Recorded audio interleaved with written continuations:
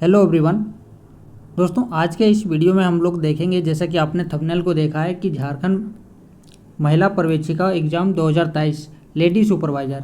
आज का जो वीडियो है ये लेडी सुपरवाइज़र का सैलरी के बारे में है। तो ये वीडियो को स्टार्ट करने से पहले कुछ इम्पोर्टेंट हैं लेडी सुपरवाइज़र के लिए जो एलिजिबल हैं। इसमें सिर्फ महिलाएँ ही जो आवेदन कर सकते हैं और इसमें टोटल जो वैकेंसी है वो 444 वैकेंसी है। टोटल वैकेंसी की संख्या कितना है? टोटल पद है 444 और इसका ऑनलाइन रजिस्ट्रेशन स्टार्ट हो चुकी है 25 अक्टूबर। जी हाँ, 25 अक्टूबर जो है लास्ट डेट है आवेदन करने का। 27 तक आप जो है अपना पेमेंट कर सकते हैं, 27 अक्टूबर तक, और 29 अक्टूबर तक आप अपना एडिट कर सकते हैं, करेक्शन कर सकते हैं। तो ये चीज़ आप ध्यान रखें। अगर कोई महिलाएं जो इस लेडी सुपरवाइज़र का फॉर्म फिलअप करना चाहते हैं तो 25 अक्टूबर लास्ट डेट है फॉर्म फिलअप करने का। उसके पहले ही आप अपना आवेदन कर दीजिएगा। साथ ही साथ आज का ये जो वीडियो है, इस वीडियो में आपको कंप्लीट जो है डिटेल सैलरी के बारे में पता चल जाएगा कि एक गवर्नमेंट एम्प्लॉय को क्या क्या मिलता है, क्या क्या अलाउंस मिलता है, और कितना जो है लेडी सुपरवाइज़र में अगर आपका सिलेक्शन होता है तो आपको इन हैंड सैलरी कितनी मिलेगी। इस वीडियो में हम लोग पूरा देखेंगे। बाकी जो भी डाउट होगा उसे आप कमेंट करके ज़रूर कमेंट कर दीजिएगा, जिससे मैं रिप्लाई देने का कोशिश करूँगा। चलिए वीडियो को स्टार्ट करते हैं। सबसे पहले इसका कुछ बेसिक डिटेल देख लेते हैं कि ये जो सैलरी है लेडी सुपरवाइज़र 2023 का, इसका जो ग्रेड पे है, ये ग्रेड पे है 4200। आपको वहाँ पे लिखा हुआ मिलेगा पे मैट्रिक्स लेवल 6, जो आपका एडवर्टीजमेंट निकला हुआ है यहाँ पे आपको लिखा हुआ मिलेगा पे मैट्रिक्स लेवल 6। तो ये जो 6 है ये 4200 ग्रेड पे का, और इसका जो बेसिक पे स्केल है ये 35,400 से लेकर 1,12,400 है, यानी कि ये जो है मिनिमम है। 35,400 आपका जो है बेसिक स्टार्ट होगा मिनिमम, और मैक्सिमम जो है आपका हो जाएगा 1,12,400। ये मैक्सिमम लेवल है। इसी अगर पे लेवल 6 में रहेंगे तो मिनिमम, और ये मैक्सिमम, ये है पे लेवल। बेसिक पे आपका क्या है? तो 35,400 आपका बेसिक पे है। अब ये जो बेसिक पे होता क्या है, ये बेसिक पे जो है इसी के आधार पे, इसी बेस पे आपका जो है क्या है, डीए कैलकुलेशन होगा, एचआरए कैलकुलेशन होगा। ये जो है अब बेसिक पे ही कैलकुलेशन होता है। तो इतना है कि आपका जो है 4200 ग्रेड पे का है, पे लेवल आपका 6 है, बेसिक पे 35,400 है, और ये पे स्केल है। अब आगे बढ़िए, देखिए कि टोटल जो है आपका क्या क्या अलाउंस आपको यहाँ पे मिलती है। तो सबसे पहले यहाँ पे बेसिक पे आपका 35,400 डीए मिलता है। तो करंट में अभी डीए कितना है दोस्तों? 42%। तो 42% किसका? 35,400 का 42% अब कैलकुलेशन करेंगे तो आपका हो जाएगा 14,868।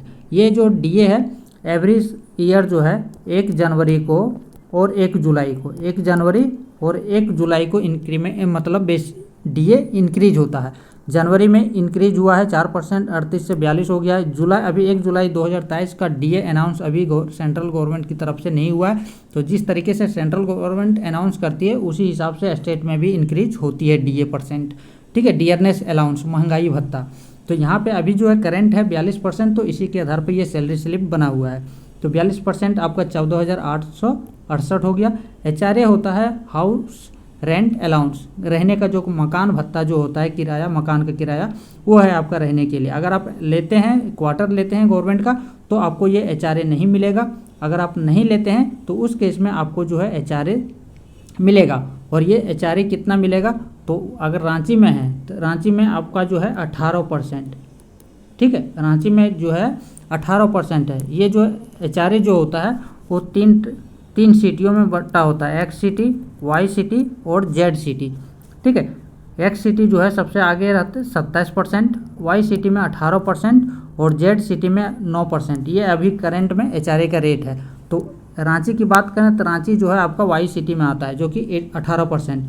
तो 18% अगर हम एचआरए देखते हैं तो ये 18% किसका है? बेसिक का। बेसिक है 35,400, इसका 18% आप कैलकुलेशन करेंगे तो आपका आ जाएगा 6,372। अगर आपका रांची में पोस्टिंग नहीं है, किसी अदर सिटी में है, तो वहाँ पे आपका एचआरए कितना हो जाएगा? 9%। और 9% हो जाएगा तो आपका कितना मिलेगा? 6,372 का आधा। ठीक है, तो ये चीज़ें होती। और टीपीटी क्या है? तो टीपीटी है ट्रांसपोर्टेशन अलाउंस, आने जाने का जो खर्चा होता है ट्रैवलिंग का, ये है। तो ये कैसे कैलकुलेशन होता है? तो आपका लेवल के हिसाब से ये कैलकुलेशन होता है। लेवल 6 है तो यहाँ पे आपका कितना मिलेगा? अगर एक्स सिटी में है, अगर एक्स सिटी में है तो 3600 प्लस 3600 का DA, ठीक है, ये होता है। अगर अदर सिटी में है तो 1800, तो यहाँ पे क्या हो जाएगा, एक्स सिटी में नहीं है तो वाई या तो जेड सिटी में है, तो यहाँ पे 1800 प्लस 1800 का DA परसेंट, 1800 का DA परसेंट, तो DA कितना है 42%। तो ये दोनों को आप जब कैलकुलेशन करेंगे तो आपका आ जाएगा 2556 रुपया, ठीक है। ये हो गया आपका TPT अलाउंस हो गया ट्रैवलिंग का, बेसिक पे DA HRA TPT।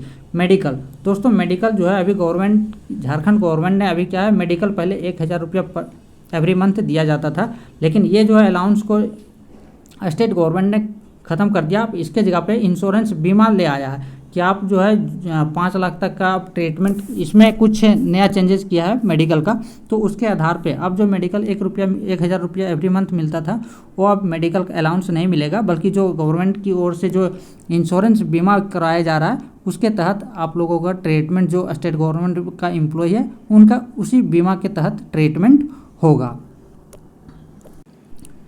ये था जो आपका सैलरी में इंक्लूड होगा, ठीक है, इमोलमेंट्स जो आपके सैलरी में इंक्लूड होगा।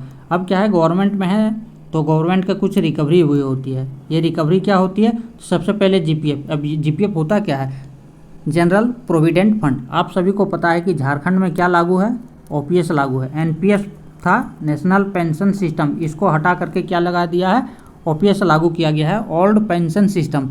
तो ओल्ड पेंशन सिस्टम में GPF, जनरल प्रोविडेंट फंड, और इसमें जो है आपको मिनिमम 6%, मिनिमम कितना दोस्तों, मिनिमम आपको 6% एवरी मंथ इसमें GPF में जमा करना है। ये चीज़ आपको ध्यान में रखना है, मिनिमम 6, मैक्सिमम 35,400 भी आप जमा कर सकते हैं। ये आपके ऊपर डिपेंड करता है, जितना ज़्यादा ये GPF अकाउंट में जो भी पैसा जमा होगा वो आपका ही पैसा है। इससे आप एडवांस ले सकते हैं, रिफंडेबल, नॉन रिफंडेबल, और इसमें एवरी ईयर जो भी जमा होगा आपका GPF अकाउंट में, इसमें इंटरेस्ट देता है, फिर वो आगे कैरी फॉरवर्ड होते जाता है। तो ये GPF अकाउंट आपका है, रिटायरमेंट के टाइम पे इसी से यहाँ से आपको एक मुश्त राशि जो है आपको दिया जाता है, पेंशन कैलकुलेशन होता है। तो ये आपका है, जितना ज़्यादा कंट्रीब्यूशन करेंगे उतना ज़्यादा आपको बेनिफिट होगा। कुछ इंश्योरेंस रहता है, कुछ अलग और रिकवरी रहता है, डिडक्शन रहता है। तो इस हिसाब से अगर आप देखें, इस हिसाब से अगर आप देखेंगे तो आपका यहाँ पे टोटल जो रिकवरी हो जाएगा कितना हो जाएगा, 3000। मान लेते हैं 6% हमने ये कैलकुलेशन लिया है, तो 6% अगर मिनिमम लेंगे तो 2124, और भी कुछ डिडक्शन है, तो टोटल अगर डिडक्शन 3000 रुपया का अगर डिडक्शन है, ठीक है, तो टोटल आपका ग्रोस सैलरी कितना बनी है, 59,196 रुपया टोटल जो है आपका ग्रोस सैलरी बनी। उसमें से डिडक्शन कितना हो गया, 3000। तो जब 3000 डिडक्शन हो जाएगा तो आपका नेट सैलरी कितनी बनेगी, 56,196।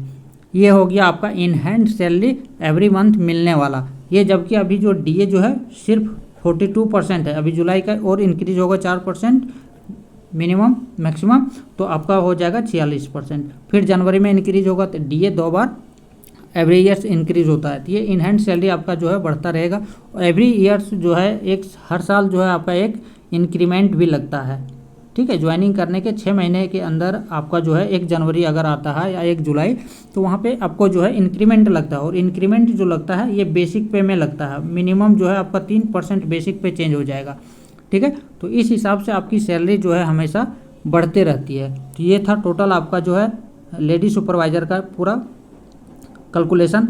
अगर इसमें कोई भी डाउट है तो आप कमेंट कर सकते हैं।